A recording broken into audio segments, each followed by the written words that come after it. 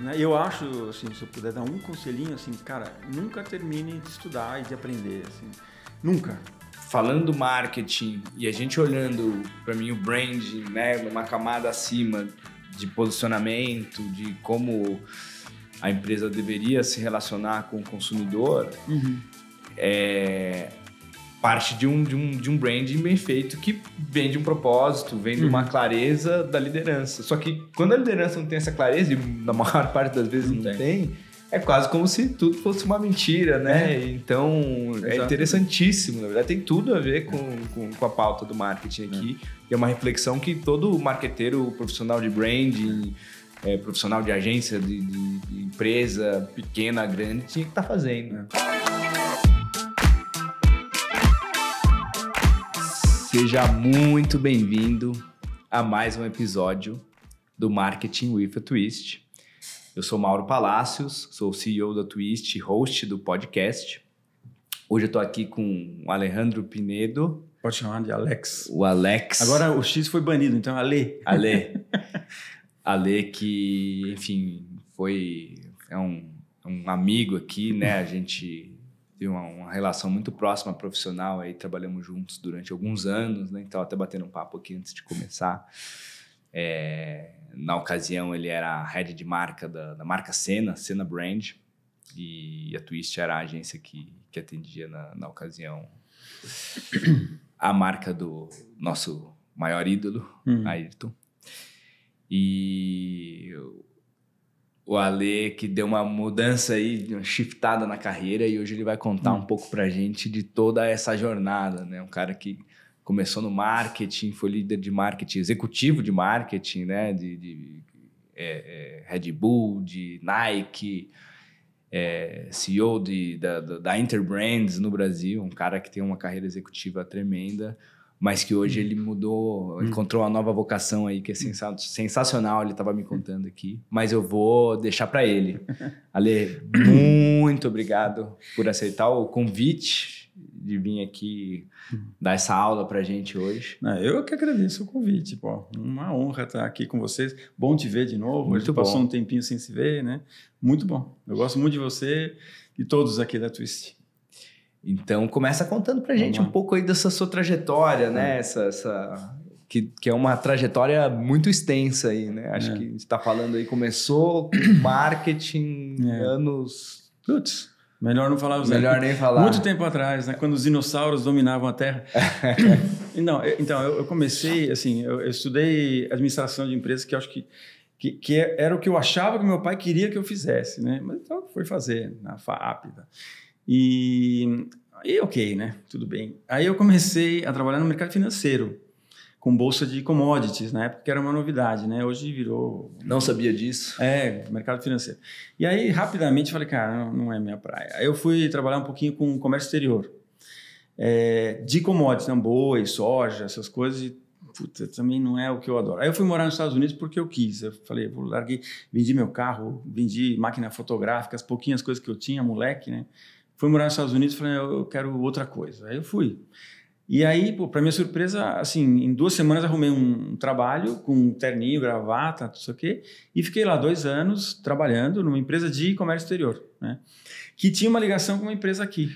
Mas você nasceu no Chile, né? Isso. Você veio para o Brasil, mas muito jovem. Isso, então, uma boa... Dá um passo para trás aí. Eu nasci no Chile, aí meu pai foi transferido para os Estados Unidos, porque ele trabalhava numa consultoria grande, que chamava era Arthur Young, depois virou Ernst Young. Então a gente morou 2 anos nos Estados Unidos, e de lá a empresa transferiu a gente para cá, para o Brasil. E aí meus pais se encantaram com o Brasil, e eu cheguei aqui com 10 anos, e aí nunca mais quiseram ir embora, adoraram o Brasil. E aí nós viramos uma família chileno-brasileira. Mas meus pais são chilenos, meus irmãos são chilenos, e aí depois disso tudo virou Brasil, né? E aí então eu cresci aqui, morei, enfim, um tempo na Argentina, nos Estados Unidos e tudo, mas enfim, foi Brasil. Aí eu comecei trabalhando nisso, no mercado financeiro, mas não era um negócio, comércio exterior não era um negócio. Eu fui para Nova York, trabalhei 2 anos lá, morei, foi muito legal, em comércio exterior. Aí a empresa que eu trabalhava lá tinha uma conexão aqui com a Suzano Pfeffer, na época. Então eu voltei para o Brasil transferido né? Como se eu estivesse voltando. Aí eu já comecei a trabalhar nisso e parei. Falei, não, não é isso, para. Aí eu falei, o que é? Aí, pum, marketing. Então, eu fui estudar marketing, de novo.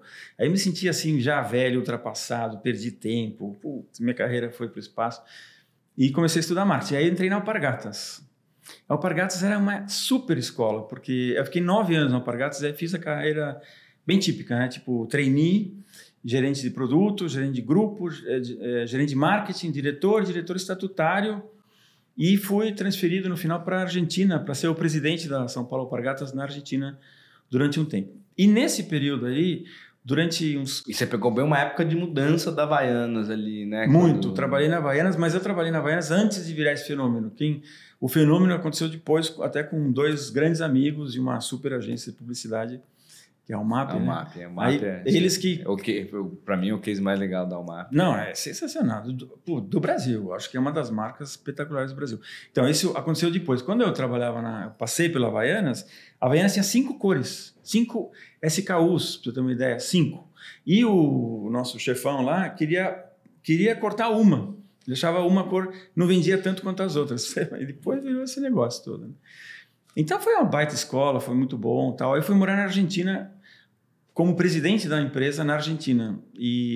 Mas durante 3 anos eu fui gerente de marketing da Nike e depois diretor da Nike. E aí eu me encantei com a Nike, porque a Nike, na época, era ao contrário do que a Alpargatas fazia. A Alpargatas fazia um monte de sapato e vendia para quem conseguia vender.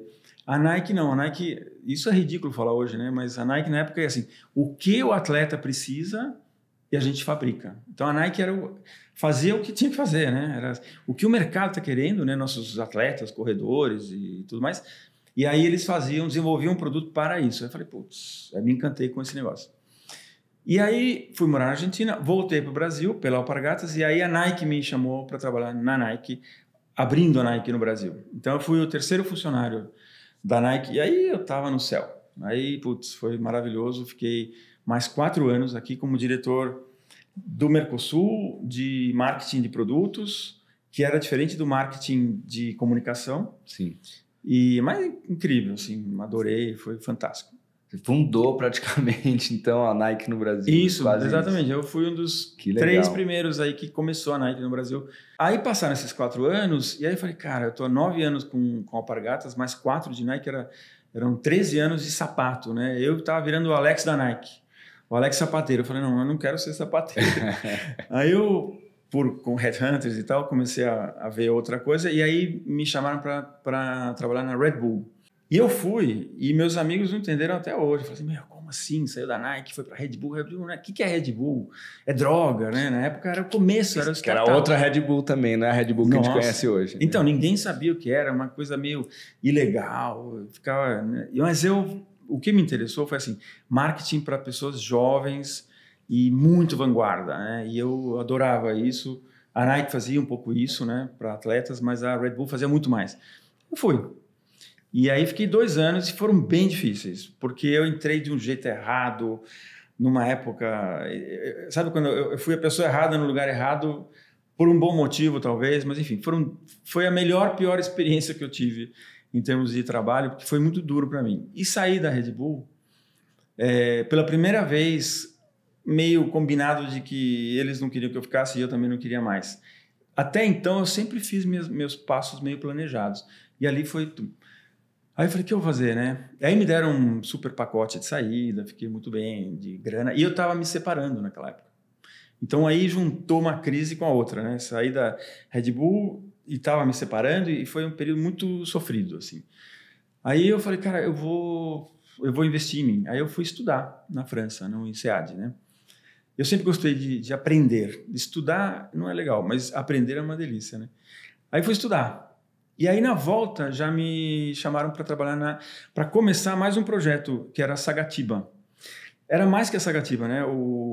Tinha um empreendedor, o Marcos de Moraes, ele estava montando várias coisas, né? Mandi, Sagatiba, tinha vários empreendimentos. Mas Sagatiba era o principal e aí a gente montou essa marca com outras pessoas, né? Então, a gente criou tudo, a embalagem, a marca, escolhemos a agência. E eu era o head marketing disso, né? E a gente lançou a Sagatiba primeiro na Europa. Isso aí é 2003, 4. Eu lembro bem 4, disso, 5, sabe? Porque eu tava entrando na faculdade nessa época. Tá. E eu lembro que todo mundo falava Sagatiba, que tá vindo conceito diferente. Lá na SPM era um case de uma... Não, foi fantástico. Uma nova marca que emergiu, né? E olha que legal isso, né? A grande sacada do Marcos e de 2 sócios, né? Que até hoje eu gosto muito deles, enfim, todos eles... Mas foi assim, vamos fazer um produto brasileiro, autenticamente brasileiro, né? Só que não essa cachaça que todo mundo conhece, que é uma coisa, sabe, rústica. Vamos fazer um Absolute. Né? Vamos competir com o Absolute. Vamos levar a cachaça para o nível do que é a vodka premium no mundo. Né? Então, tudo tinha que ser assim, um Brasil mais legal do que esse Brasil da mulata, da bunda, da praia, essas coisas típicas. Né? Falei, cara, o clichêzão Brasil. Né? Então, o Brasil é melhor que isso. Né? Então, assim, tem arquitetos incríveis, tem escritores, tem artistas, tem muita coisa incrível no Brasil. Vamos falar disso. Né? E a gente fez isso com uma agência na Inglaterra, a Saatchi, e lançamos primeiro lá, porque o brasileiro tem uma coisa louca, né? O brasileiro respeita mais o que dá certo lá fora do que aqui, né? Então, assim... Eu não sabia disso também. Então, lançou a Sagatiba primeiro fora. Primeiro lá, essa foi a estratégia. Então, assim, a gente tem que fazer sucesso na Inglaterra, que é um lugar de coquetelaria super bacanudo. Tem que fazer sucesso na Itália, no verão da Itália. E aí a gente seguiu muito a trilha da Havaianas. A Havaianas estava fazendo isso. A Havaianas foi brilhante. Eles faziam, via assessoria de imprensa, as melhores festas da Itália, da Grécia. Onde tinha balada bacana, assim, no verão, a Havaianas estava lá. Eu falei, pô, esses caras têm um caminho ali. A gente foi meio atrás. Então, a gente começou Holanda, Itália, Grécia, Inglaterra, bastante, Europa. E depois disso, o Brasil, né? Com uma outra agência conectada à Saatchi aqui. E lançamos aqui. Mas... tendo feito sucesso lá. Foi muito legal, foi incrível, assim, foi uma época fantástica, me orgulho muito disso, aprendi bastante. Que legal. Aí a Sagatiba começou a crescer, começou a ir bem, e aí me convidaram para trabalhar, para ser o CEO da Interbrand. E eu sempre quis ser presidente de uma empresa, né? Sempre me preparei para isso.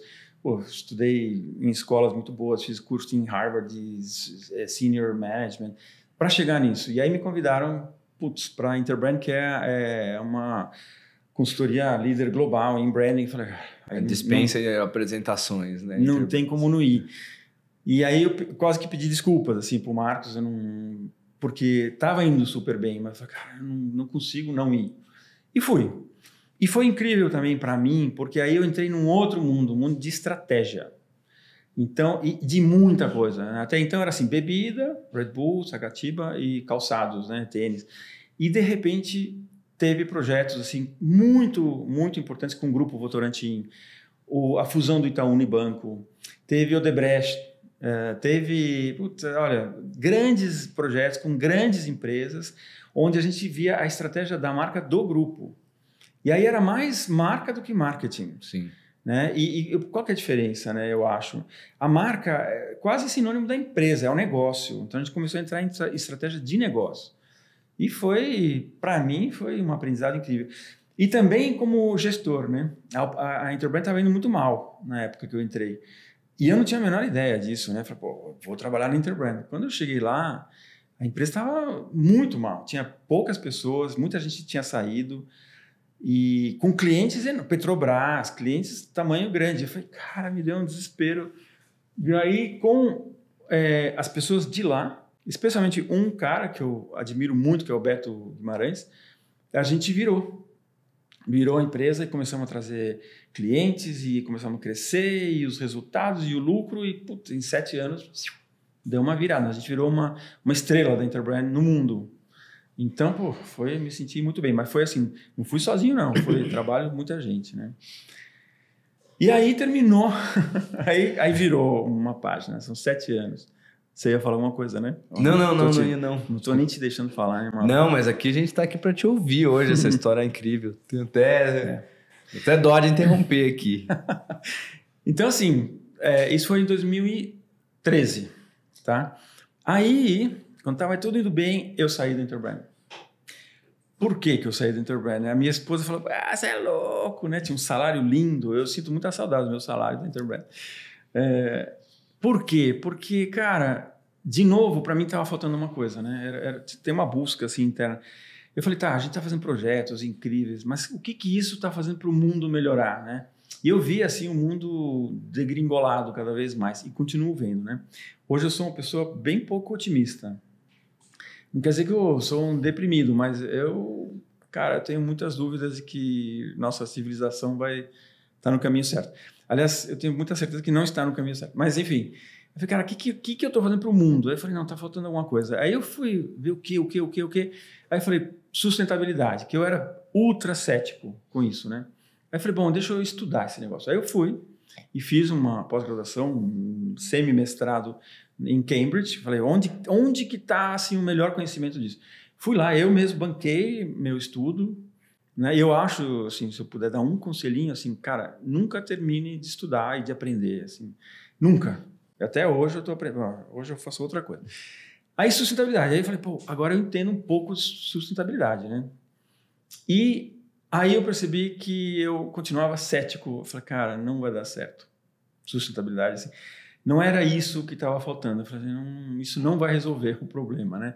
E comecei a me envolver com todo mundo dessa área, respeito, acho que é importantíssimo, ESG, tudo mais, isso aí. Mas eu acho que o ser humano não é sustentável, entendeu? A gente quer mais, e a gente foi condicionado a querer mais. A gente tem um sistema financeiro, econômico, que faz a gente querer mais. Então, tem 1 bilhão e tanto de indianos, 1 bilhão e tanto de chineses que querem mais. Então, assim, não vai dar certo. As pessoas querem mais queijo, iogurte, carro. Então, e a gente não vai... Eu acho que a gente não vai ser capaz de brecar esse movimento. Então, aí eu falei, ok, sustentabilidade é importante, tem que fazer... E é uma progressão geométrica aí que, né, tem uma hora que a conta não fecha. Já não está fechando. Né? Não está fechando. E assim, enfim... Aí eu falei, cara, não é isso, né? E vendo ao mesmo tempo muita dor, né? As pessoas, putz, empresas tóxicas, né? Muita gente saindo, burnout, tudo isso que a gente está vendo, né? E eu falei, cara, não é isso.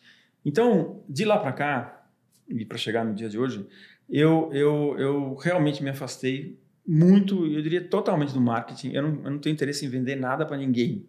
Eu tenho interesse em ajudar as pessoas, porque eu vejo que as pessoas estão sofrendo muito, né? Em todos os lugares, né, do mundo e em todas as idades também, muito sofrimento. Assim, a gente vê consultórios de psicológicos, né, de psicólogos, psiquiatras cheios, a gente vê remédios psiquiátricos explodindo no mundo inteiro, no Brasil também. A pandemia não ajudou em nada, né, nisso, só nos agravou. A gente vê suicídios, a gente vê coisas assim, porra, as pessoas estão sofrendo, né? E por quê? 1000 motivos, né? Não tem um culpado, mas assim, é um sistema que a gente criou, é todo um... Você pode jogar a culpa no que você quiser, neoliberalismo, você pode falar um monte de coisa, capitalismo, você pode jogar a culpa em uma... Mas a questão é, as pessoas estamos sofrendo muito. Aí eu falei, cara, eu vou ajudar as pessoas. E você acha que hoje a gente está sofrendo mais do que há 100 anos? Eu acho. Eu acho até porque... assim, sempre houve sofrimento, né? Sempre houve guerra, sempre houve... A gente, em muitos sentidos, o ser humano melhorou, né? A qualidade de vida melhorou, a gente tem acesso a muita coisa. Saneamento, né? Sem dúvida. Mas eu acho que o sofrimento... Até porque a gente tem mais comunicação, né? A gente recebe muita coisa, muita comunicação, muito ruído e muito lixo também, sabe? E a gente não aprendeu ainda a ter um filtro para esse lixo. Então, as redes sociais são um elemento altamente comparativo. Então, você mostra assim, o palco dos outros e o bastidor seu. Então, você sempre está... Putz, eu não estou naquela praia, eu não estou naquele lugar. Sempre vai estar por baixo na rede social. Cara, e assim, isso afeta muitas pessoas e outras não, né? Aí tem... Cara, assim, eu vejo muito desequilíbrio, muita dor. Você sabe que hoje, como pai de 2 crianças, é uma das coisas que mais me faz pensar é como criar os filhos no meio dessa loucura. Pois é. E aí, esse fator, pegando esse fator, porque acho que, se for resumir, o que é? Incerteza. A gente vive numa baita incerteza, né? Incerteza altamente comunicada. Então, assim, super incerto o que vai acontecer. Então, como pai, o que meus filhos têm que estudar? O meu emprego, a minha atividade profissional, a minha vida. Muita incerteza, muita insegurança. Isso Para as pessoas, muitas vezes vira agressividade, porque você fica inseguro, então você se protege, você se defende. As relações muito, muito dilaceradas. As máquinas hoje estão se falando bastante. E a gente esqueceu como é que a gente se fala. A gente não se comunica, né? As pessoas não se falam. Molecada é só texto, né? Ninguém conversa, ninguém está ao vivo. Pouca coisa presencial. Me surpreendeu que esse papo fosse presencial. Falei, pô, que legal. Né? Então a gente esqueceu como ter relações, né? E são relações, as que tem hoje são supérfluas, efêmeras, né? Passageiras, tudo desaparece no ar, né? Os filminhos, as mensagens do WhatsApp, tudo em 2 vezes. Eu acho que muita gente vai estar assistindo isso na velocidade 2x, né? Estou tentando falar na velocidade 2x para ver se o cara assiste 4x. Né? Mas, assim, tá muito louco, né? E a gente não aprendeu ainda a filtrar. E o resultado, assim, mal, sabe? Assim, doença e... Agora, pô, o que eu posso? Eu vou me matar? Vou me jogar da janela? Ou vamos fazer o que dá para fazer? E eu estou tentando fazer o que dá para fazer. Então, meu foco hoje são as pessoas.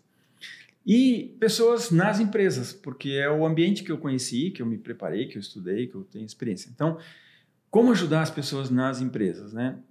Começa lá em cima, acima do CEO mesmo. Porque assim, é o dono da empresa, é a pessoa que comanda, é o controlador da empresa. Essa pessoa, ela tem que fazer um exercício, assim, o que ela quer? Essa pessoa, o que eu quero? Quem eu sou? Qual a minha intenção com essa empresa? Quando eu investi, enfim, o que eu quero dessa empresa? Eu vou chegar, muito louco, porque eu vou chegar em marca e marketing, mas qual que é a verdadeira intenção minha? Qual que é o meu desejo, minha expectativa com essa empresa?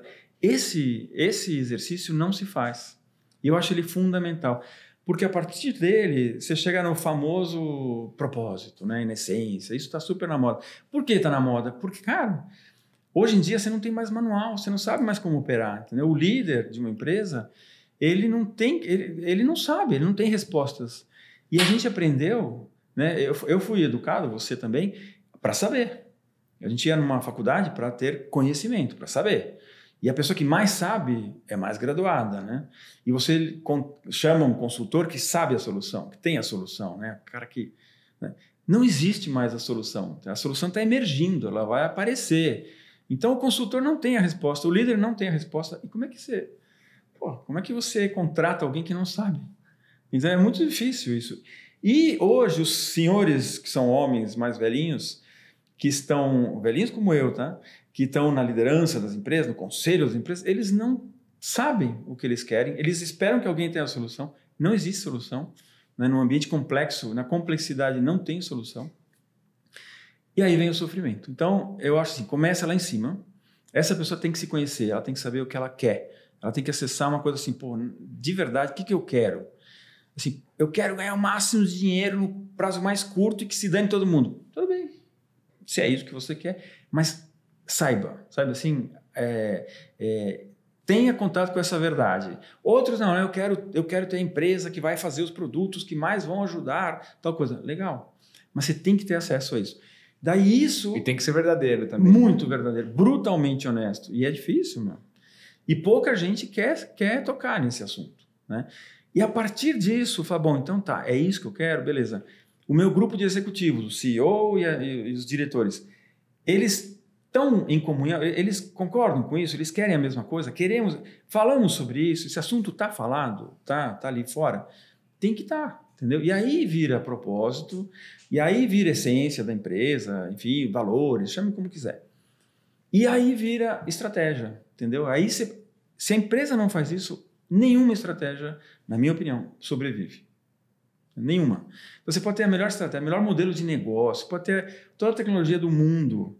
Não dá certo se você não sabe quem você é e para que você está fazendo aquilo. E isso tem que ser geral. Né? Então você cai em branding, você cai em marca, mas assim, parte de um exercício interno honesto, muito honesto. E ninguém está fazendo isso, ou pouquíssima gente está fazendo isso. Então, voltando para a marca, só para fazer um full circle, né? Quais são as marcas legais hoje? Puta, muito poucas. As marcas, muitas, até as que eu trabalhei, perderam a alma. Eu acho que a Nike perdeu a alma completamente. Eu não... Assim, porque faz qualquer coisa para tudo para todos, né? As poucas que preservam ali o que elas são, Tem um pouquinho de Red Bull ainda. A Patagônia, que é a minha super queridinha. Por quê? Porque tem um dono, ele sabe exatamente que ele é ativista e ele fica em cima disso. Ah, mas ele vende roupa. Sim, ele vende roupa, até para pagar. Mas ele não, a venda e a promoção é diferente, entendeu? Então, assim, eles têm uma verdade ali, por isso que eles são fortes. E tem outras. Tem uma marca que eu adoro, acho que é suíça, Freitag. Você já viu? Eles pegam lonas de caminhão usadas, muito legal. Freitag é F-R-E-I-T-A-G.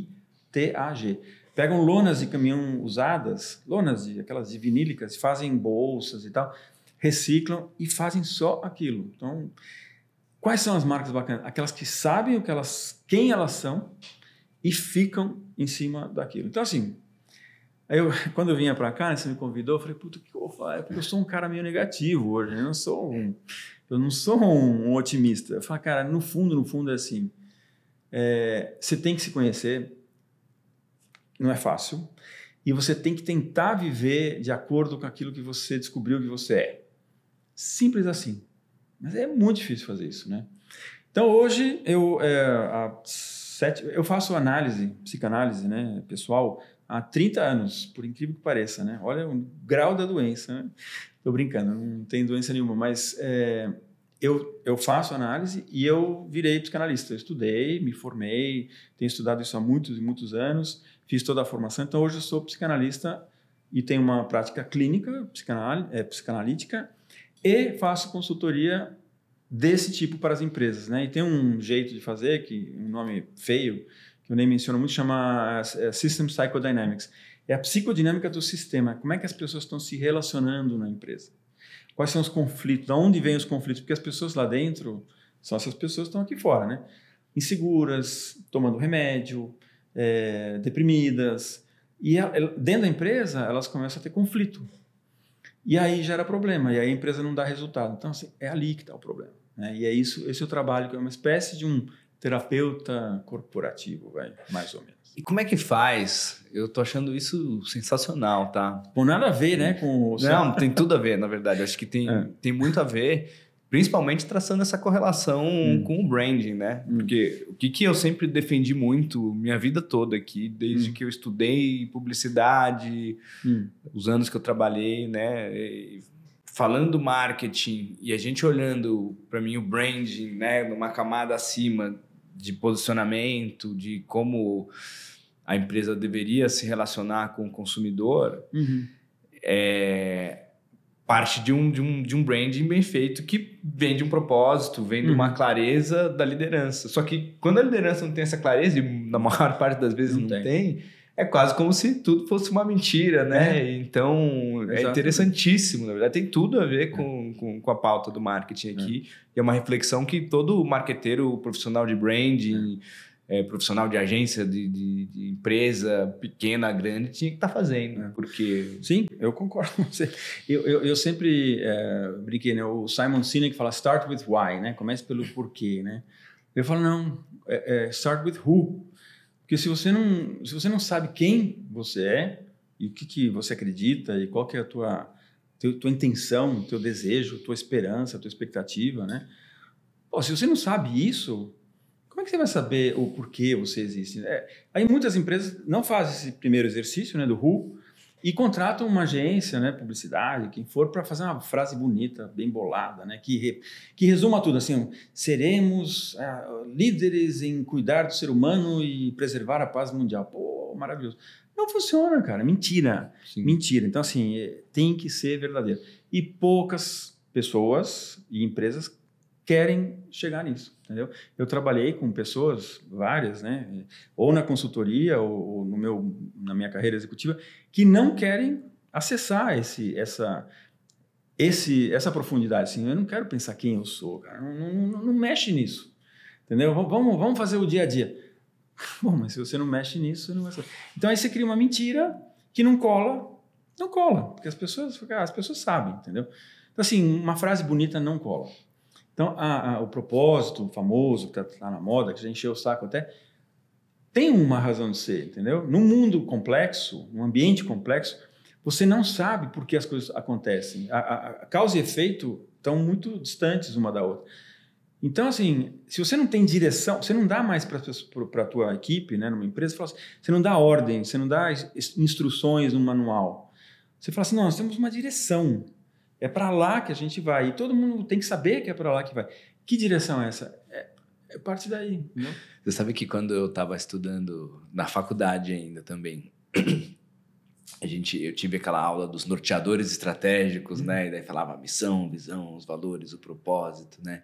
E aí eu fui estudar os norteadores estratégicos das grandes empresas, né? E era tudo igual, né? Era ética e responsabilidade por um mundo melhor e se tornar uma grande referência. E eu olhava e falava assim, mas para que serve isso aqui, né? Depois, ao longo do processo, eu fui entendendo e concordo que acho que a maior parte dos norteadores estratégicos, eles são genéricos e eles não comunicam uma verdade. São bonitos, né? Ninguém discorda. Sim. Mas, cara, o que isso diz de você? Entendeu? Quanto que isso motiva? Assim, quem vai querer trabalhar com você? Você está falando de generalidades. As pessoas querem, de novo, acho que as pessoas querem relações verdadeiras, sabe? E quando você tem uma relação verdadeira, e pensa assim numa namorada, numa esposa, cara, você quer o quê? Uma relação verdadeira, de confiança, né? Porra, sólida. Como é que você chega nela, né? Sabendo quem você é, quem o outro é, né? O que vocês querem, o que tem de comum entre nós dois. Isso é uma relação. E nas empresas é a mesma coisa. Eu quero estar trabalhando num lugar onde eu sinto que tem a ver comigo, sim, entendeu? Total. E é verdade, não é bullshit, entendeu? Não é... Então, assim, mudou demais. E aí, o que muda também muito? O papel do famoso RH, né? Da área de pessoas. Porque não é só cuidar das pessoas. Não, é realmente escutar o que as pessoas querem, mas começa lá em cima. Né? E das pessoas, e são poucas pessoas. Eu tenho clientes, poucos, e a minha maior dificuldade é ter clientes onde eu posso trabalhar que entendam a importância de fazer esse trabalho, né? Porque começa lá em cima, acima do CEO. Eu falei recentemente num evento com uns 40, 50 CEOs, bacanudos. E muitos faziam, cara, assim, pô, entendo, concordo. Esse papo, mas assim, mas o problema é que... então tem um... Né? Então é esse senhor, que infelizmente é uma pessoa que não é muito flexível hoje. Eu acho que a gente está numa transição, né? Acho que já isso vai mudar. Mas hoje tem um grupo de senhores, e aí são praticamente só homens, né? Com mais idade, e que não cresceram nesse meio. Então não é nem culpa deles. Então eles não entendem isso, né? Eu falo... Cara, eu conheci um tempo atrás um conselheiro de uma empresa enorme brasileira, que eu não posso falar, que anda de helicóptero, esses que passam nos helicópteros grandes, ele não tinha a menor ideia do que é sustentabilidade. O conceito, ele não sabia. Eu falo, meu, que mundo esse cara vive? E a empresa dele usa recursos naturais para burro, entendeu? Então, assim, tem pouco contato, né? Essa turma vive num Olimpo. É uma bolha, né? E precisa acabar, entendeu? Acho que está acabando, assim, com o tempo, né? Agora, vamos lá. Pegando aqui pegar ali o topozão lá, o conselho mesmo, né? Uhum. Como é que a gente consegue, pensando que muitas vezes a gente está falando de um conselho tem o quê? 6 pessoas, um conselho... Aí, né? Depende, né? Bastante, mas mínimo, acho que 6. Geralmente o número ímpar, né? Para dar aquela... a votação e tal. 5, 11, enfim. Que nem o STJ, né? Então vamos falar que... Vamos pegar 5 aqui para facilitar. Sim. Desses 5, cada um tem um olhar diferente sobre a empresa. Isso. Se cada um pensa de um jeito, como é que a gente chega num denominador comum aí? Isso, é bem legal esse exemplo. Seria assim, se você quisesse facilitar para mim, falar assim, pega uma empresa familiar, né? Porque aí tem um dono, aí tem alma. Essas empresas que já se diluíram, tanto Unilever, essas grandes empresas, mas, cara, a alma já era. Não, já não tem como. Mas vamos pegar uma empresa com 5, que são, de alguma maneira, donos ou controladores, ou porque têm ações, ou investiram, ou seja lá o que for. Ou são da família. Cada um pensa diferente. E cada um, quando resolveu fazer parte ali, investir, estar ali, né, comprometido com aquela empresa, cada um tinha um motivo. Tinha um desejo, uma esperança, um sonho, sei lá. Tem que primeiro falar assim, qual que é o 1, 2, 3, 4, 5 sonhos diferentes. E aí fala assim, o que tem de comum? Por que eles estão juntos ali? Alguma coisa eles têm em comum. E tem que achar assim, o que há de comum entre eles, mas assim, naquele desejo verdadeiro de estar ali, né? achar esse denominador comum e ver se faz sentido para ele. Falar assim, puxa, isso é o que junta vocês? Isso é o que mantém vocês juntos? Sim ou não, né? Então, tem exercício primeiro ali. Sim, achamos algo que é verdadeiro e que nos uniu para estarmos aqui sendo parte desse controle dessa empresa. Legal. Vamos ver com o grupo executivo se eles sabem disso primeiro. Se eles entendem e concordam com isso, se eles pensam parecido, porque tem que fazer essa unificação ali em cima, né? Entre a parte executiva e o controle. Sim, achamos isso, vamos articular, vamos colocar isso em palavras. Não é fácil, né? Então tá, vamos lá, pode ser uma frase, o que for.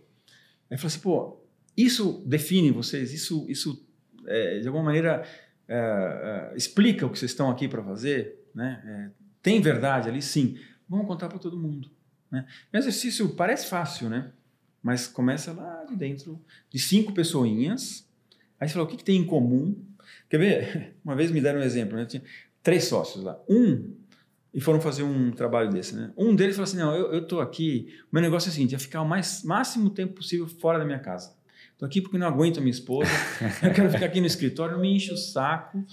Esse era o objetivo do cara, era ficar longe de casa e não ter que aguentar a família. O outro era ganhar dinheiro o máximo possível, eu quero ganhar rápido, quero cair fora daqui, esse é o meu objetivo. Bom, e o outro tinha um pouco mais de objetivo assim, não, eu acho que o que a gente faz aqui na empresa, o que a gente produz e tal, né, gera um bem para os outros. Como é difícil? O que você vai fazer aí, né? Então, assim, como é que você vai motivar as pessoas que trabalham nessa empresa se o teu objetivo é ganhar o máximo de dinheiro e ir embora? Ou se o teu objetivo é ficar longe, você não aguenta a sua esposa e quer ficar longe. Aí não tem muito jeito, entendeu? Acho que aí realmente é um passatempo você ficar fora de casa. Fala, poxa, arruma outro passatempo, muda a família, né? Se separa, sei lá. Mas tá difícil de você pegar aquilo e descer para as pessoas e virar algo que... Sim. Né? Pode acontecer, né? Tem gente que tem esses objetivos. Mas, em geral, né, quem investe numa empresa, quem começa uma empresa, um empreendedor, ele tem um objetivo... Putz, eu acho que tem coisa nobre ali, sabe?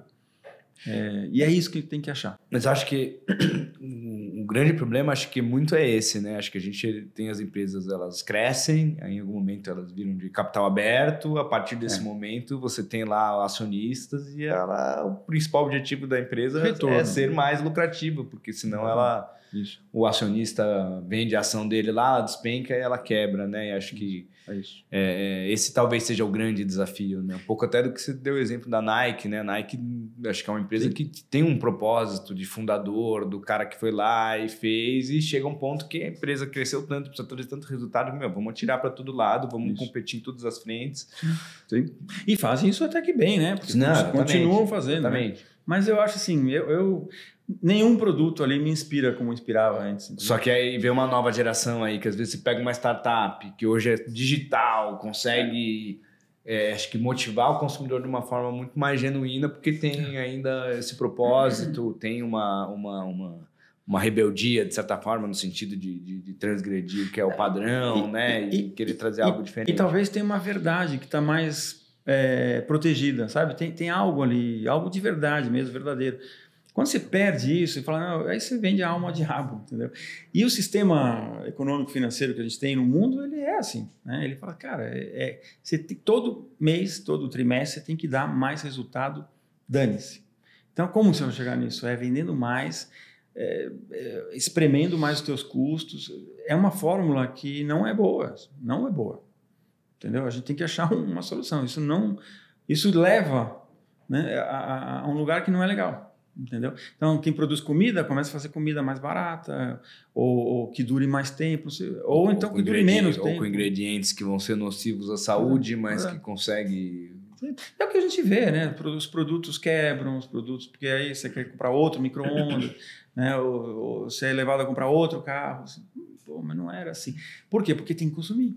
Porque tem que consumir, entendeu? Você tem remédio, então nem se fala. Entendeu? Você faz doença para ter remédio, você faz remédio para curar doença, e aí tem uma indústria. Então, assim, não está legal isso, mas eu tenho pouca esperança que isso vai mudar.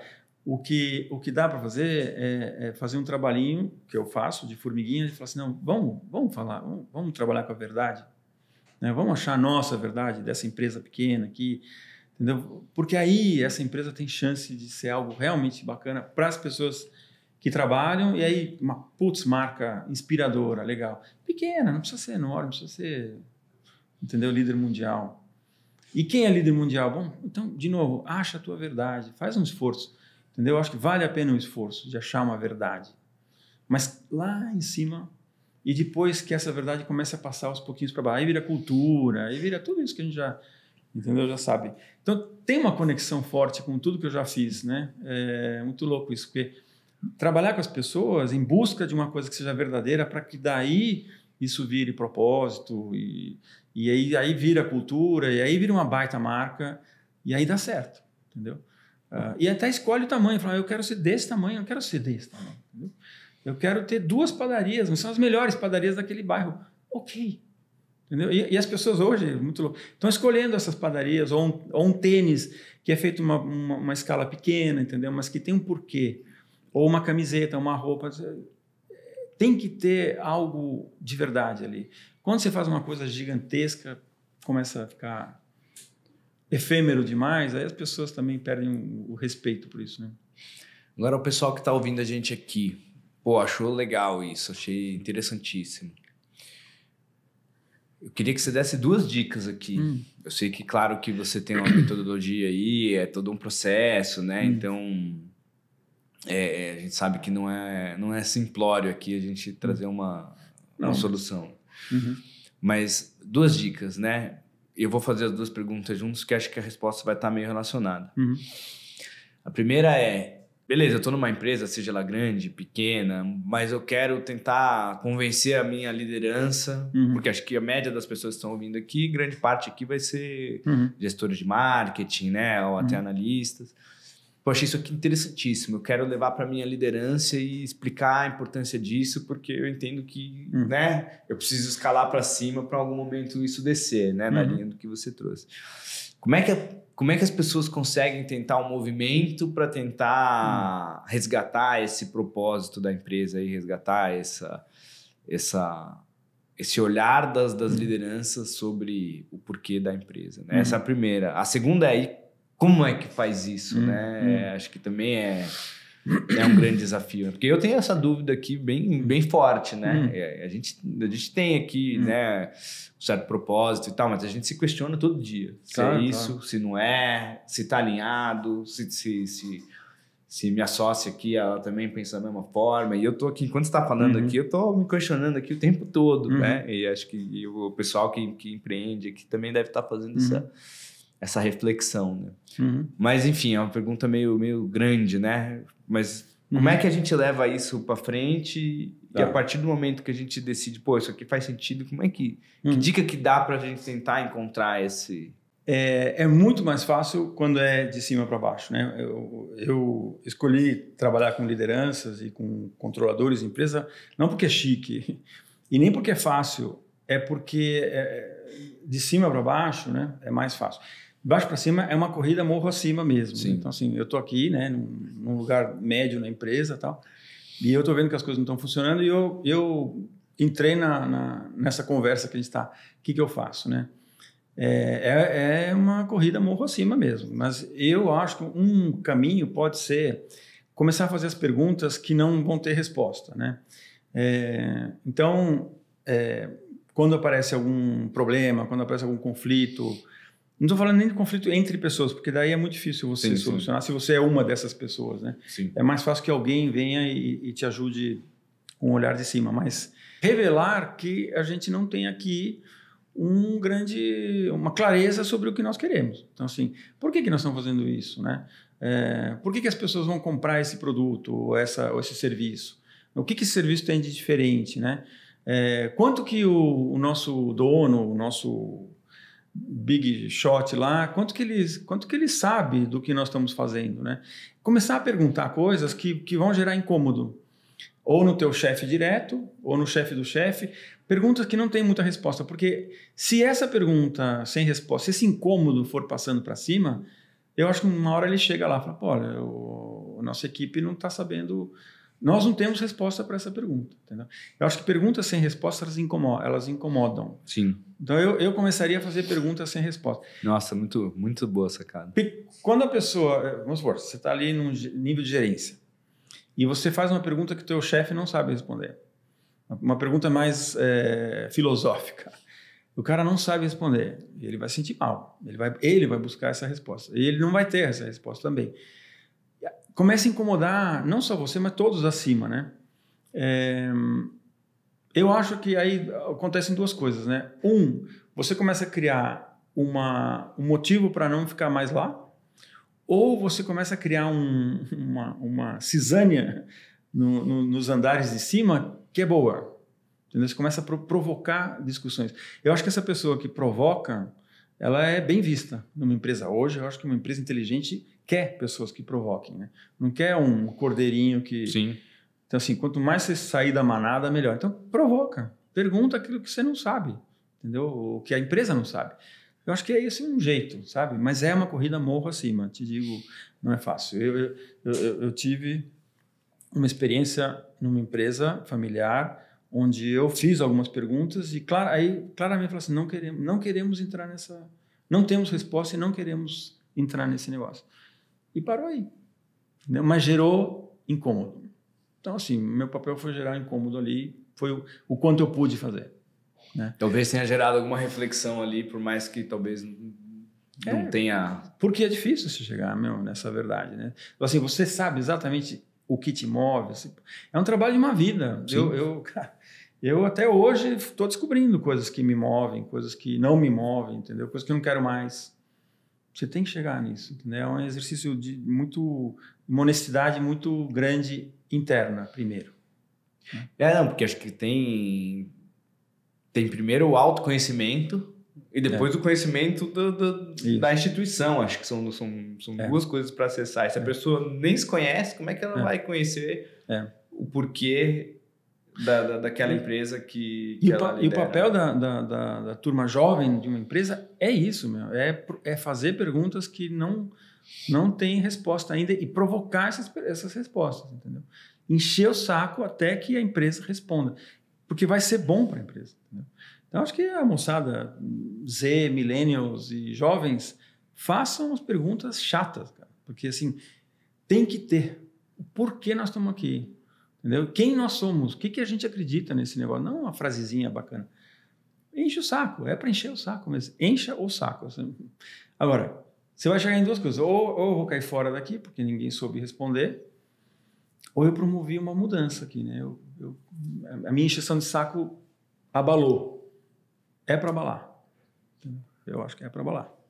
Não, e às vezes é até uma reflexão para você entender se você está alinhado com o que a empresa está propondo. Também. Sim. É que muita empresa não sabe, ela só quer resultado, entendeu? Então, é o que der certo, vamos fazer.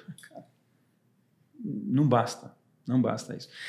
E o outro lado desse negócio, que me interessa muito, são os conflitos entre as pessoas, né? Muitos conflitos, né? Entre intrapessoas ou entre pessoas. E aí, se você está no meio desse conflito, eu acho que a única coisa que talvez dá para fazer é entender que as pessoas que estão ali mais agressivas ou numa postura defensiva, essas pessoas estão com dor, sabe assim? Então, escuta.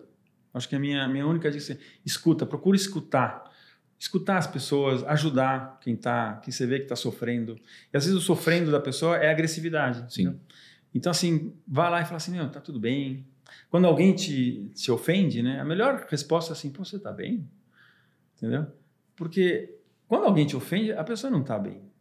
Então, assim, a gente tem que tentar ajudar os outros. Está todo mundo sofrendo, né? Cada um está lutando a sua própria batalha ali, a gente nem faz ideia. Então, assim, baixar um pouco agora e falar assim, cara, se essa pessoa está sendo agressiva aqui com a nossa equipe, qual será o problema dela? Vamos tentar escutar, né? Escutar até o que não está sendo falado, né? O silêncio, a tensão numa reunião. Às vezes o chefe chegou de um jeito, a reunião virou tensa, e o problema não é nem das pessoas da reunião ou do chefe. Às vezes o cunhado daquele chefe, no fim de semana, falou que ele era um idiota. E o cara chegou pé da vida, né? E a reunião ficou tensa. Então, assim, o motivo não está nem aí. às vezes. Mas é tentar escutar e falar assim, cara, por que está essa tensão aqui, né? O que está acontecendo de tão errado aqui, né? E começar a tentar solucionar esses conflitos que tem muito conflito e tem muita gente sofrendo, insegura, incerteza, medo do que vai acontecer, medo de ficar obsoleto. Então, assim, vamos entender que isso está acontecendo. Que com a inteligência artificial também é mais uma preocupação aí para o ser humano que já tem muitas, né? Pô, e meu emprego, o que vai ser daqui a 2 anos? Exatamente, é o que você fala. O que eu falo para meu filho estudar? Não sei, cara. E o que vai acontecer com o meu emprego? Será que eu vou ficar obsoleto? Será que... Toda essa incerteza está lá, entendeu? E a gente tem que lidar com ela. Então, assim, a gente tem que ser um pouquinho mais flexível, baixar um pouco a guarda, falar, cara, eu não vim brigar, vamos tentar resolver as coisas, entendeu? Vamos ajudar. Mas é difícil, né? Se você está dentro do esquema, é difícil. É mais fácil que alguém venha e te ajude a todos, né? Daí, essa é a minha atividade na consultoria. Mas tem dicas incríveis aí para lideranças, né, de empresa também, entender como lidar com o ser humano, que está cada vez mais difícil. Então, não é só resultado, né, cara? Não é só ganhar dinheiro, resultado agora, rapidez. Não é só isso, né? Nós somos seres vivos, né, orgânicos, né? Não, e muitas vezes o resultado é fruto de uma convivência mais sadia, claro, entre os profissionais. Né? Exatamente. Acho que talvez é isso que falte também para as altas lideranças entenderem muitas vezes, né? Porque às vezes está naquela coisa, lucro a todo custo, né? E quando na verdade, às vezes, esse lucro que ele tanto está esperando... Não, ele depende de que as pessoas... de uma clareza que ele não tem, ou de um olhar para o propósito da empresa que vai além de somente fazer mais dinheiro. Não, se tiver que resumir assim...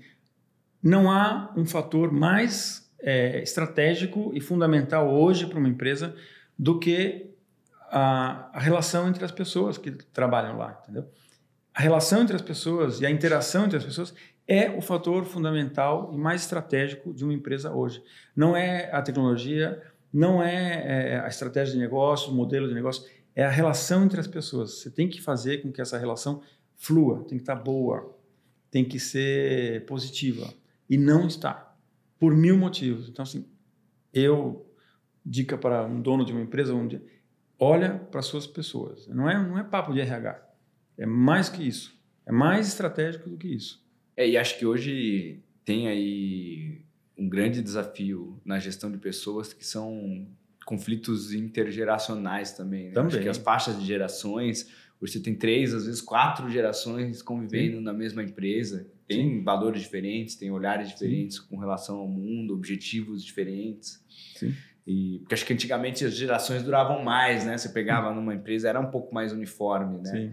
Eu pego a gente aqui, que é uma empresa pequena, eu tenho gente de 18 anos e tenho gente de 50 anos, né? Na mesma empresa aqui. E que muitas vezes colide muito, né? O tipo de visão. E é um grande desafio como liderança moderar tudo isso, né? E acho que muito vai da linha de ouvir todo mundo e tentar entender, né? A gente tem um dos valores nossos aqui, inclusive, é empatia, porque acho que é muito importante para a gente conseguir mediar e resolver esse tipo de conflito. Eu acho que empatia virou muito... E palavras assim que saíram, né? Assertividade, por exemplo. Não, cara, não é para ser assertivo, porque você ninguém mais tem certeza das coisas. Uma pessoa que vem aqui e fala, eu tenho certeza disso, desconfie dessa pessoa, entendeu? Não há mais certeza, não tem solução pronta, não tem solução que vale para tudo, não tem. A gente está em busca de coisas que emergem. Então é muito mais o cara curioso, investigador, tentativa e erro, aceitar os erros, é muito mais por aí do que o cara que sabe né? E empatia, acho que entra nisso, assim, é saber que estamos todos com dor, e aceitar que o cara chegou irritado, deve ter 1000 motivos para ele chegar irritado. Então, vamos ter um pouquinho mais de aceitação do outro, né? Mas isso tem que acontecer lá em cima. Agora, pegando aqui um dono de empresa que esteja ouvindo a gente, dono de agência, alguém como eu aqui, que não necessariamente é um membro de um conselho de uma empresa de 20 mil funcionários, né? Mas que quer tentar achar o reason why, né, da empresa dele ou até dele. A gente sabe que tem um trabalho complexo aí, né? Mas tem alguma dica que você possa dar? Tipo, sei lá, uma pergunta-chave que a pessoa tem que se fazer ou alguma coisa que vai ajudar nesse processo? Eu acho que aqui, no teu caso, né, a Twist, você conhece todo mundo aqui, né? Não sei quantas pessoas são, também não precisamos falar, mas, sei lá, é um número finito, conhecido, e você conhece cada uma das pessoas. E eu acho que a solução é a mesma que eu falei. Primeiro, um exercício permanente, ter assim, o que eu, Mauro, aos X anos de idade, pai de 2 filhos, o que eu quero da vida para esta empresa? Qual que é a minha intenção, meu desejo, minha expectativa hoje? Talvez no começo era outro e agora mudou. O que é hoje esse meu? E quanto que esse meu desejo, minha intenção verdadeira, quanto que ele está explícito aqui? Quanto que ele está falado, né, articulado para fora? E claro para todo mundo. Quanto que eu estou atraindo pessoas que concordam com isso, que comungam com isso, tal. Essa é a turma que você quer ter. Entendeu? E entender que todo mundo vem, cada um vem com a sua particularidade, sua singularidade, e que bom, né? Tem um cara que toca trompete aqui, não tem porra nenhuma a ver com o que eu faço, mas é legal, porque o cara, assim, acolher isso, mas começa do mesmo jeito que eu falei. O que o Mauro acredita hoje, entendeu? O Mauro, sua sócia, porque é dali que nasce. Assim, esse é o exercício. Você sabe que eu tenho um desafio aqui, que é justamente isso. Você perguntou quantas pessoas vocês têm. Hoje a gente está com umas 50 pessoas, mais ou menos, aqui. E hoje eu tenho uma dificuldade já que eu não tinha antes. Porque quando eu tinha 10 pessoas, eu conhecia intimamente as 10 pessoas, né, ali da empresa. Eu sabia exatamente... Eu sabia o nome dos pais das pessoas, sabia as aspirações, sabia com clareza de onde veio, né? Hoje a gente já está num patamar que... Claro, né, a gente conhece todo mundo que está aqui, mas eu não tenho uma relação... próxima com todo mundo. E às vezes eu sinto até que começa a ter um distanciamento da visão, né, e do propósito, porque hoje eu tô com isso pulverizado através de outras lideranças que estão aqui, né? Tem uma camada de hierarquia que lá atrás não existia, né? Sim. E isso é um grande desafio, porque nem sempre a visão essa visão da liderança do meio do caminho ali, é alinhada com a minha visão, né? Sim.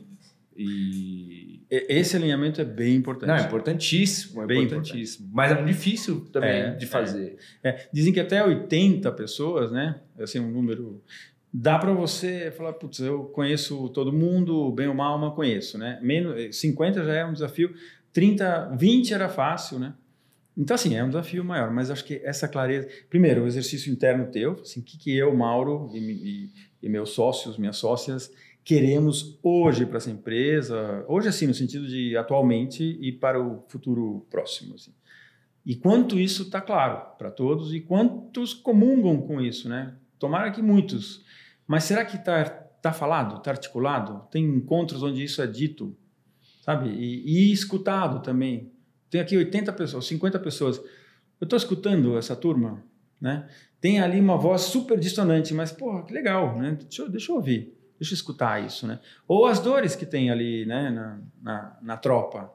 Tem que escutar, né? Então, assim, pô, com 50 dá, com 80 dá, com 100 começa a ficar difícil. Mas o exercício tem que ser feito, ele começa com você, né? Quanto que eu estou sendo verdadeiro com o que o Mauro quer para esta empresa hoje e no futuro próximo. Esse é o primeiro passo, eu acho. E é um exercício de honestidade bruta. Se pode ser que você, quer saber? Eu quero que nos próximos 3 anos eu ganhe tanto dinheiro que não preciso nunca mais trabalhar. Pode ser. Pode acontecer isso. Ou não, eu quero me destacar como agência porque eu estou fazendo algo diferente ou de um jeito diferente que ninguém mais faz. Porra. Tá claro isso para todo mundo? Para você primeiro e para os outros? Porque era legal que tivesse, né? Acho que esse é o... Não, é muito bom. E é muito desafiador mesmo, porque esse exercício de sinceridade, ele é complexo, né? Porque você sempre vai ter... Acho que a gente gira em torno do que a gente estava falando ali, a coisa do capitalismo, né? Muitas vezes a gente tá lá e em algum momento a gente perde um pouco do foco, da essência, porque não, preciso crescer, preciso lucrar mais, preciso faturar mais. E às vezes a gente não tem nem clareza de porquê, né? Só pelo fato de que que é quase e é um pouco da sociedade mesmo, quase como uma demanda de que, meu, se você não estiver crescendo, tá uma coisa muito errada, né? E daí você tem que estar sempre naquela tensão. Esse é eu já me peguei tomando decisões muito erradas por conta disso. Às vezes, sei lá, abri uma linha de negócios aqui dentro que não é o que eu acredito, mas é o que eu achei que daria mais dinheiro, né? Sim. E que fatalmente deu errado, né? Então... coincidência. Então, eu acho, aí tem essa crítica ao pensamento neoliberal, né? Que é bem legal até de entender, que é assim, é esse pensamento que nos leva assim, você tem que crescer mais, tem que ser tudo, você tem que fazer, tem que ficar o tempo todo ocupado, você tem que estar fazendo... Será que precisa? Né? Será que não dá para você decidir o tamanho que você vai querer chegar e ser o melhor naquele tamanho? Não sei. Tem que questionar um pouco isso, né? Eu estou lendo bastante sobre isso, estou vendo qual que é a minha opinião sobre isso, qual que é a minha opinião sobre o Elon Musk, sabe assim? Eu não tenho opinião formada, mas eu sei que alguém está nos enfiando na cabeça, né? Nos enfiou há muitos anos. Não, você tem que ir mais rápido, maior, sabe? Why? Sabe assim, por que eu tenho que ser... Então, de novo, questionar essas verdades aí dos outros são tuas verdades? Pode ser que não. Tem uma padaria ali em Alto de Pinheiros que tem uma loja, eu acho que não tem mais que uma loja, e ela abre terça, a partir do meio-dia, até que acaba o pão, quarta e quinta de manhã, um horário esdrúxulo, eu nunca consegui ir lá. Ela está feliz, ela trouxe os fornos da Europa, faz o pãozinho lá, deve vender para restaurantes, e aquele tamanho ela não quer mais, talvez, entendeu? Mas ela escapou desse mecanismo, não, é mais, você tem que ser maior, você tem que ser... Pô, quantas vezes você consegue almoçar durante o dia? Uma. Não adianta você almoçar 3 vezes, entendeu? Então, alguém enfiou para nós uma coisa de que mais é melhor. Não, é diferente. Maior é uma coisa, melhor é outra coisa. Né? Então, a gente tem que ser melhor é melhor do que eu fui agora há pouco, mas não maior. Enfim... E melhor realmente também é um outro conceito que é bem relativo, né? Melhor que eu fui agora há pouco. Não melhor que o outro, cara. Sim. Assim, tentar melhor como pai, como, sei lá, mas maior, entendeu? Não sei. Dizem assim, coisas que crescem o tempo todo. O câncer cresce o tempo todo, entendeu? Mas não sei se é bom. O mecanismo do câncer é crescer. Sim, muito boa analogia. Eu não sei se o nosso mecanismo é crescer. A árvore vai até um tamanho, ela fica ali e naturalmente ela decai, demorta. Ela não fica crescendo para sempre. A única coisa que cresce para sempre é vírus, doença. Por que a gente precisa crescer para sempre? Quem enfiou isso na nossa cabeça? Né? Aí já estamos entrando numa coisa mais esotérica que não tem nada a ver.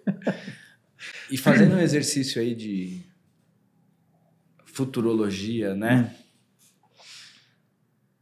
O que você como já falou que você já tem uma visão um pouco mais pessimista, eu sou otimista, tá? Talvez não tenha vivido tanto ainda, preciso viver uns 10 aninhos a mais, mas eu sou otimista, eu acho que daqui a 20 anos a gente vai estar muito melhor do que a gente está hoje. Mundo, sociedade, um pouco de tudo. E acho que até passa pela, talvez, troca de lideranças, né? Eu acho que tem... Eu tomara que você esteja certo. Eu não acho isso, mas eu estou torcendo que você esteja certo. Mas olhando para o futuro, no seu olhar, o que você acha que vão ser aí as tendências aí para o mundo, para as organizações? Ixi, Maria... Essa é a pergunta mais difícil que você fez até hoje. Menor ideia, mas eu tenho um olhar mais negativo. Eu acho que a gente está num momento de altíssima decadência do ser humano, né? Não do planeta, nada disso, mas o ser humano tá muito decadente. Ele tá quase se autodestruindo, assim. Então, por que eu falo isso? Porque eu vejo sintomas, né? Vários sintomas assim disso, né? Então, algumas coisas melhoram, mas eu não acredito muito. Assim, eu acho que a gente, como seres humanos, a gente tem, infelizmente, tem essa questão interna de querer mais que o outro, querer... Tem uma coisa meio predadora ali na natureza, sabe? Na nossa natureza. E eu tenho lido, assim, tenho tentado aprender, será que eu estou errado? Eu quero estar errado, né? Mas a gente tem uma questão meio predadora interna, sabe? E com ilimitados recursos, né? Que parece que a gente tem agora, dá a impressão, a gente tem talvez ilimitada capacidade de eu ganhar e você perder, né? Tem um pouquinho isso, sabe? Eu acho triste, mas putz, o que vem aí? Eu não sei, a gente vai ter que acho que tanta coisa está mudando, né? Só com, por exemplo, só a inteligência artificial que vai virar que nem luz elétrica, assim, não é mais um departamento de inteligência, que nem não é o departamento de sustentabilidade. Sim, vai permear tudo. Né? Tem que estar embedado, né? Múltiplos recursos, mas também um mau uso, né? Então, quando inventaram a cirurgia plástica, ela foi inventada, surgiu quase por um acidente, e hoje em dia é usada ali para levantar a bunda e tal. Não era esse o uso da cirurgia plástica, mas é legal, dá para fazer. Né? Toda a parte genética também, dá para fazer, agora eu posso escolher ter um filho, né, com a altura que eu quero, que tem uma religião que eu quero. Você escolhe lá o DNA da pessoa que você quer criar. Então, né? Então, poderia ser usado para uma coisa muito boa, mas está sendo usada... A inteligência artificial também. Eu recebi de um amigo, durante as Olimpíadas, um PDF daqui cheio de atletas, as atletas mais bonitas, todas sem roupa. Então, pegaram a inteligência artificial, tiraram a roupa artificialmente das atletas, todas peladas. E aí, era para aquele grupo de homens, né, bem babaca, e era para né, que... Eu falei, não, cara... Minha resposta foi assim, tá errado isso aí, bicho. Você não gosta de mulher? Não tem nada a ver com isso. Isso aqui é abusivo. Você pegou e tirou a roupa digitalmente de um monte de gente que não sabe que está tirando a roupa. Se fizesse isso com a sua família, sua mãe, sua irmã, sua filha, você ia gostar? Então, assim, cuidado com isso, cara. Porque, de novo, nós não sabemos usar. Então, assim, em vez de achar engraçadinho, olha, todas as atletas lá peladas. Não, cara, isso é abuso. Isso é errado. E a gente não tem esse filtro ainda, né, ético dentro. Então, assim, e o ser humano, cara, infelizmente, ele vai para esse lado. Por quê? Porque pode. Então, dá para fazer? Então eu vou fazer. Aí onde pega, entendeu? É na ética do ser humano. E aí eu tenho um pouquinho mais de uma visão mais negativa. Mas, putz, eu também tenho filhos, né? Eu tenho filhos grandes, tenho uma filha de 16 anos. Eu quero que esse mundo seja maravilhoso para ela, né? Quero que ela ajude a fazer esse mundo bom, mas desafio. Não sei te responder essa pergunta. E dessa sua jornada aí de consultoria, não sei se consultoria é o termo adequado. Sim.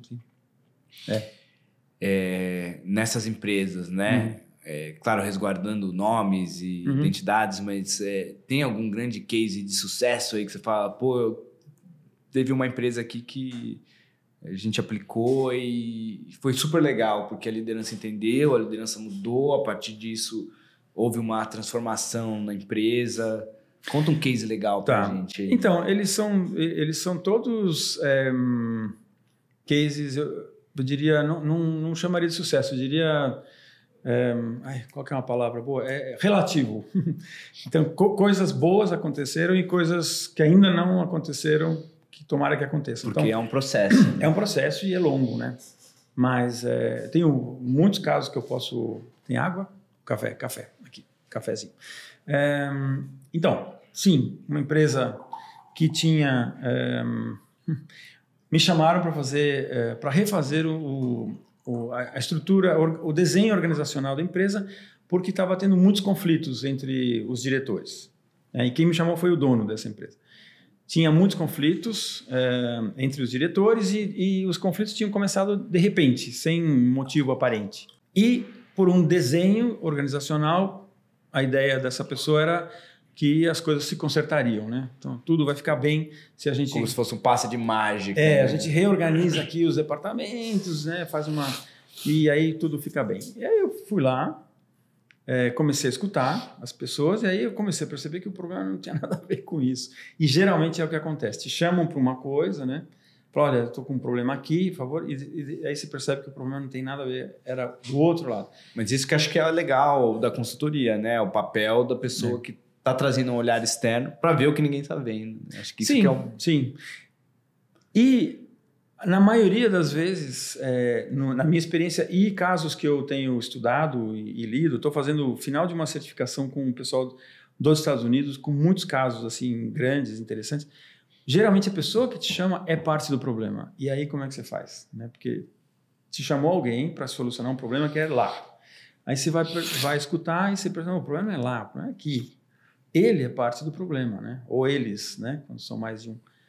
E como é que você fala para eles que... Eu falo, olha, você me chamou para solucionar uma coisa, mas o conflito não está só lá, o conflito começa aqui. E começa por uma atitude sua que tumultuou as relações entre os diretores. E a pessoa não tinha percebido isso. Então, nesse caso que eu estou imaginando, eu entrei, eu consegui escutar o que estava acontecendo, parcialmente, porque eu acho que ainda tem que escutar outra coisa, e muito da informação do que estava acontecendo veio das pessoas mais simples da empresa. A tia do café. Essa pessoa sabe tudo. Então, por muitas horas ali conversando, escutando, e ela sabe tudo, porque o pessoal vai no café e... Então, assim, às vezes a coisa vem de outro lado. E aí eu fui capaz de contar para esse dono, tinha uma sócia também, que o problema tinha acontecido ali, tinha surgido com eles entenderam, a gente fez um desenho organizacional diferente, aliviou, mas tinha coisas ali que não tinham conserto, a não ser que a pessoa saísse mesmo. Então, isso está acontecendo. Algumas pessoas foram desligadas, outras foram contratadas, mas o que eu consegui até agora? E é parcial porque está ongoing. Que eles entendessem que o problema surgia com eles, que era de relacionamentos, e às vezes, por exemplo, que relacionamento? Ciúme. Ciúme mesmo. Ciúme de... Assim, alguns desses diretores amavam assim, profissionalmente, estou falando, admiravam esse cara, né, esses dois sócios, e esses dois sócios fizeram alguma coisa que provocou ciúme. Então, aí esse ciúme contaminou os diretores. Então, você vê, são coisas de natureza emocional, né? Que não tem uma solução num desenho. E aí, o que deu para fazer até agora? Que eles entendessem isso, que os diretores entendessem o que está acontecendo e essas emoções estão em jogo ali. Algumas delas conseguimos solucionar, outras delas não tinham mais solução, a pessoa estava completamente fora e deixou a empresa. E a equipe inteira não estava funcionando, então estava dando desarranjo estomacal em todo mundo. E aos pouquinhos a gente foi... Mas como? Pela escuta e abrindo, falou, sabemos que esse é o problema, entendeu? E tem algumas coisas em jogo aqui emocionais que ninguém estava percebendo, entendeu? São coisas que não estavam sendo ditas, são coisas inconscientes às vezes que a pessoa faz. Então, assim, eu diria um relativo sucesso. E eu acho que nenhum case que eu conheço tem total. De repente, entramos lá e plim, a empresa, assim, em 1 ano, 6 meses, virou fantástica. Porque as pessoas continuam estando lá e tal. Sim. Então, assim, você vai mexer no vespeiro, vai. Mas se você não mexe no vespeiro, é certeza que a coisa vai desandar. Se você mexe no vespeiro, vai melhorar bastante. Só que num curto prazo talvez não é uma bagunçada. Demora, exatamente. Tem mudanças, tem desarranjos, mas pelo menos o que está acontecendo está sendo falado. E isso é importante. Entendeu? Então, acho que tem que falar sobre o que está acontecendo. E é de natureza emocional. Sim, é sempre de natureza emocional. Eu lembro quando, muitos anos atrás, estava na... Eu não posso falar porque... Mas foram tantos anos atrás que já as pessoas nem devem estar lá. Eu fui fazer uma reunião no conselho da empresa que eu trabalhava e o meu diretor, que era o COO, falou assim, eu fiz a apresentação no conselho tremendo, né? Só aqueles senhores todos ali de terno, gravata, aquele negócio todo, mesa com umas 10 pessoas, só executivos famosos e grandes, fiz a coisa tremenda e tal. Terminou a reunião e aí, na reunião, eu vi que poucos estavam prestando atenção no que eu estava dizendo e alguns, inclusive, levantaram, estavam no telefone, falando pela sala. Pô. A hora que eu saí da reunião, esse meu chefe falou assim, o que você acha que o pessoal estava falando ali, né? Eu falei, pô, não sei, né? Deviam estar resolvendo algum assunto altíssimo, de altíssima estratégia. Eu falei, não, o cara estava falando com a amante combinando o almoço com a amante dele. O outro estava, assim, as emoções estavam em jogo ali, para mim eram assim, senhores super profissionais. Era assim, inveja, era ciúme, enfim, as emoções mais baixas do ser humano estavam ali presentes. Então aí eu falei, cara, né? Eu achando que eram só profissionais super competentes, eu falei, não, cara, as pessoas têm emoções, né? E essas emoções... E ainda são emoções primitivas, quase, né? Isso que é interessantíssimo. O que estava mandando na reunião ali era uma briga de poder, o outro combinando o almoço com a amante, o outro invejoso porque o cunhado dele, que também era conselheiro, tinha mais poder que ele. Então, assim, outra coisa, né? Outra natureza, né? Falei, poxa, porque somos seres humanos, né? Então, essas coisas estão lá na empresa. Não adianta falar, não, eu entro na empresa, tem aquela série Severance, né? O cara entra na empresa, o mundo dele pessoal fica para trás, ele é outra pessoa lá dentro. Não é. Né? Então, é sobre isso que nós temos que trabalhar. Né? E, primeiro, entender. Falar assim, pô, essas coisas estão aqui presentes, todo mundo traz aqui suas dores pessoais e elas estão influenciando esse clima. E se essa influência travar o funcionamento das minhas pessoas, minha empresa não vai bem. Sim. Você pode contratar a tecnologia que você quiser, não vai. Então é isso. Muito bom, muito Mas bom. eu não te respondi, né, sobre o futuro, porque realmente eu não sei. Não, mas acho que foi uma resposta, né? Eu acho que não tem a resposta cravada, né? Eu acho que... E a solução, eu acho que você me perguntou sobre consultoria, né, que é um caso de sucesso. Eu acho que sempre o sucesso é relativo, mas se você não mexe, o fracasso é certo. Sim. Entendeu? Que a empresa vai desandar, é certeza. Você vai trocar pessoas, demitir, mudar, trazer outro CEO... vai continuar. Eu acho que se gerou mudança, para mim já é sucesso, né? Acho que esse que também a gente está relativizando sucesso a partir de ganhos financeiros e não é necessariamente isso. Né? Verdade. Acho que se houve mudança é sucesso. O sucesso, eu acho que no que eu faço, é que eu consiga fazer as emoções fluírem e serem escutadas, porque isso vai dar um alívio e a empresa volta a funcionar. Senão ela fica desfuncional, né? Não sei se existe essa palavra em português, mas dysfunctional americano. Existe. Então, o dysfunctional, eu tenho certeza que ela fica. Com o trabalho, ela começa a funcionar, a coisa começa a rodar de novo. Perfeito? Talvez não. Talvez vai levar muito tempo, né? Até que essa empresa trabalhe em perfeita harmonia. Dificilmente vai acontecer. Mas ela funciona, ela flui. As emoções estão saindo. E isso é importante. E acho que é muito legal ouvir tudo isso, porque a gente vai vivendo, a gente também vai tendo seus próprios exemplos, né? A gente teve um cliente aqui do passado, que era uma empresa familiar, uma empresa de médio para grande porte ali, né? Não era pequena. Estava na segunda geração e já tinha uma terceira geração envolvida ali também. E é impressionante isso que você está falando, como a empresa podia ser muito mais do que ela era, mas você via a empresa travada por conta das relações pessoais, por disputa de poder, né, entre os irmãos, depois entre os sobrinhos, né, e meu filho, mas é o seu, né, eu vi isso muito de perto, porque eu tinha uma relação muito próxima ali com os donos, né, acho que nunca tive nenhuma relação próxima com conselhos, né, de grandes empresas, mas pegando nessa linha da empresa familiar, que ainda você tem um relacionamento de dono, eu já vi algumas de perto e consigo ver com muita clareza esse problema, né? A gente já viu, essa empresa podia estar voando, mas é um negócio que as pessoas estão ali se degladiando por sentimentos primitivos, né? Exatamente. E isso que é surreal, né? Porque não é, se você for pensar, não é de uma complexidade, né? Mas é de uma coisa animal mesmo do ser humano. Né? Isso é incrível. E a solução, né? E tem muitos casos assim, né? E são os mais interessantes. Como é que você soluciona isso? Tem que trabalhar com as pessoas até que elas entendam, né? Da onde está vindo essa disputa com o primo ou com, sei lá, e quanto isso está prejudicando, né? E tem a ver com poder, tem a ver com ciúme, com inveja, com, sei lá, familiar, entendeu? Às vezes, décadas atrás, que passou, às vezes, do pai para eles e enfim. Sim, você tinha às vezes o avô que era o cara brutão ali e criou cheio de trauma ali né? As pessoas que assumiram não se sentindo capazes muitas vezes. Enfim, essa história deve ser a história aí de centenas de empresas. Muitas. E tem uma coisa bacana, né? Interessante, assim, geralmente o motivo do sucesso de uma empresa, as características do dono, dos donos que foram importantes para gerar o sucesso daquela empresa, né? O crescimento e barará, também são os motivos da travada da empresa. O mesmo motivo, assim, por exemplo, você pega lá tem um líder qualquer, um dono, um senhor, uma senhora que tem uma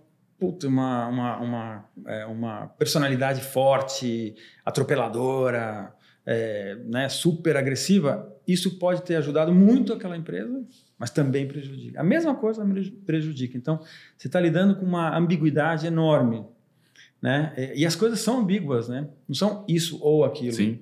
Elas são isso e aquilo. E a gente não lida bem com ambiguidade também. Não, o cara é do bem ou do mal? Os filmes, por exemplo, no cinema mostram, o cara, esse é do bem, esse é do mal. Esse policial é bom, esse policial é ruim. Darth Vader, isso ou aquilo. Mas não é. As duas coisas. Amor e ódio ao mesmo tempo. E a gente vê isso nas pessoas, né? Nas empresas também. Então, assim, isso aqui foi o fator de ir muito bem e a mesma coisa foi o fator de emperrar.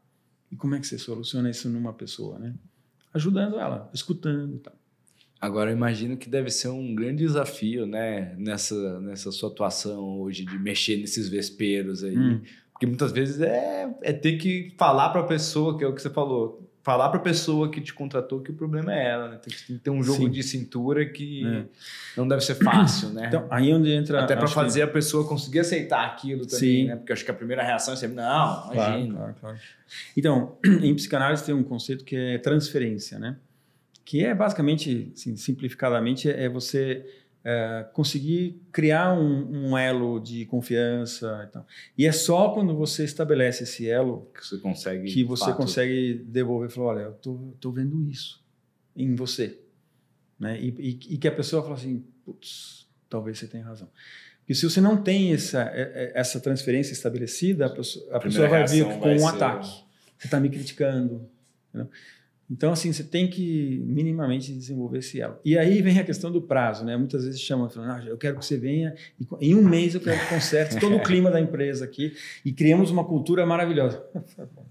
Não vai dar, né? Em um mês não vai dar. Então, também tem isso, né? A nossa pressa hoje em dia. E se tem alguém assistindo aí que se interessou, queira contratar essa consultoria, como é que te acha? Na Alma Mater, no site, como que é? Sim, acho que e-mail, acho que é o mais fácil. É meu nome, né? Alejandro, @almamater, tudo junto, almater.inf.br. Mas acho que esse é o melhor jeito. Mas tem o site também, que é exatamente esse, almamater.inf.br. E tem o site em inglês, caso... O legal é passar para o chefe que está fora. É almamatereng, ENG no final, .com. E assim, é um trabalho ingrato, porque é difícil, não é todo mundo que quer mexer nisso, não. Mas quem mexe, acho que se dá bem. Não, mas é muito legal, porque é muito legal ver você achando uma vocação, né? Depois de uma carreira tão extensa, é bonito de ver. E foi natural, né? Fui indo e falei assim, cara, onde é o problema? É aqui, não é aqui? Onde é? Eu falei, é nas pessoas, né? E eu acredito que eu posso ajudar um grãozinho de areia para deixar esse lugar um pouco melhor. Muito bom, né? Não tem marketing e branding que resolva as pessoas. Eu acho que primeiro começa com who. Aí depois você vai ter a melhor estratégia, a melhor marca, tudo que você quiser, mas começa dentro.